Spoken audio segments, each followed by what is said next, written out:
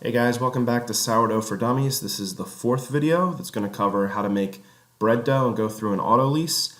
If you haven't checked out the three previous videos, I recommend you do that because you'll need to do all those before you move on to this step.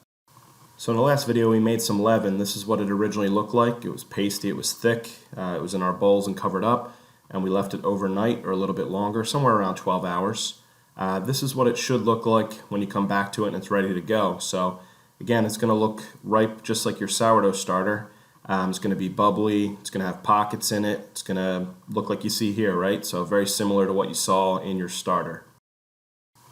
Again, you see peaks and valleys, bumps, bubbles, air pockets all throughout, right? So this is when our leaven is ready to go on to the next step. If it's not there, wait a little longer until it turns into something close to this or until it starts looking like this. So I'm doubling up the recipe, which is why I have 2 leavens. You're probably only going to have 1. The next phase, you're going to need a large mixing bowl, just one. I'm not sure the exact size, but just get the biggest one out of your set. You need your Pyrex measuring cup, your mixing spoon, and your dough whisk if you have it. It's going to look similar to what I have here. And also you're going to need your dry measure cups, like what I show here. Also you need 5½ cups of either all-purpose or bread flour if you have it.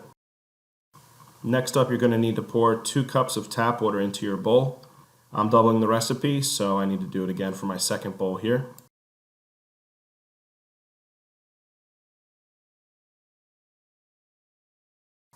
And then you're going to take your leaven and take your mixing spoon and you're going to scrape it out of the bowl into that 2 cups of water. You see all webbed up and all the pockets that are in the leaven. Also important to look for here, the leaven should float on the water like what you see there. That means your leaven's good to go and it has a lot of air pockets in it. So you're going to scrape down your bowl and make sure you try to get all the leaven you can out of that bowl and into the water. The stuff is like gold. You worked hard for it, so try to get as much of it into the water as you can. So here's my second batch. You'll see me scraping all the leaven in there, and you also see the leaven float on water, meaning that it has the air pockets in there and it's good. So here's my leaven in the water in the first bowl. I'm going to get my hands in there and mix it up. You're trying to break up that leaven now and mix it in with the water.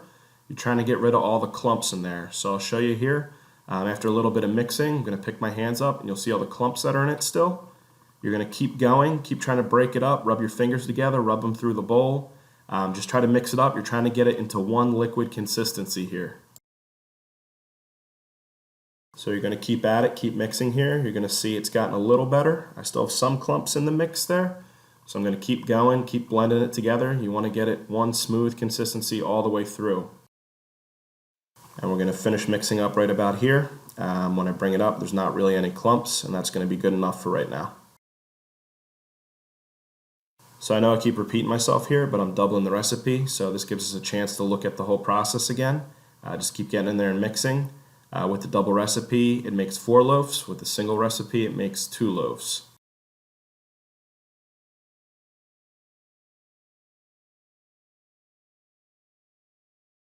So now that we broke up the leaven into the water, our next step is to add 5½ cups of either all-purpose flour or bread flour, whatever you have available to you. We're going to use our dry measure cups to make sure we get the right amount of flour. So you kind of scoop up the flour and then scrape across the top to level it out, and that gives you the right amount in that particular measuring cup. So I'm not sure how familiar you guys are with using these, but I started using them with the bread, so I just wanted to run everybody through what I was doing during this step so you understood what was going on.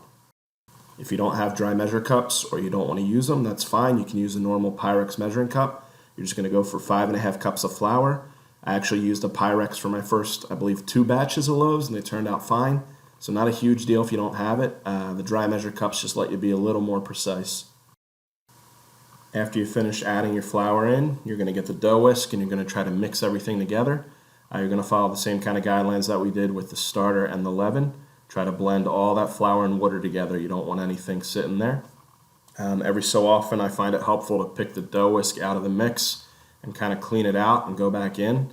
I kind of swirl it around and I also kind of push it down into the mix, if that makes any sense. Again, you're just trying to mix everything together as best as you can. If you don't have a dough whisk or you don't want to use one, you can always use your hands. The dough is extremely sticky at this point, so the only tip I have for you is wet your hands before you go into the dough. It should help you mix it up without it sticking as much to your hands. After you have a good mix, you're going to try to get in there with your hands anyway and try to push down and blend everything together. You're going to try to get all the little scraps out of the bowl, like what you see here. All this extra flour sitting down there, you want to push the dough ball into and kind of blend it together. And again, just keep kneading it and rolling it around, mixing it until it is all one big dough ball. So as you see here, once your dough ball is mixed up, there's not going to be any scraps left in the bowl. Everything's going to be one big dough ball there. You're going to put it back in your bowl and you're going to get ready for the next step. Again, I'm repeating it here for the second batch, so you can just sit back and enjoy and watch it go through the process again of blending it all together, kneading it, mixing it together, trying to blend all that flour and water together into one big dough ball. So after you make up your bread dough balls like what you saw in this video, they're going to need to sit and rest for a long period of time. This is called the Autolyse. You can either do it at room temperature for about 4 hours, and you're going to put a dish towel over top of your bowl or something loose like that. If you don't have the time or it doesn't fit into your schedule right now, you can also cover it a little tighter with plastic wrap and put it in the fridge overnight. That's it for this video. Thanks for watching, guys. Stay tuned for the next video where we're going to talk about how to fold and shape the loaves, which is our last step before we bake the bread. If you have any questions, put them down in the comments and I'll try to get back to you. Thank you, guys.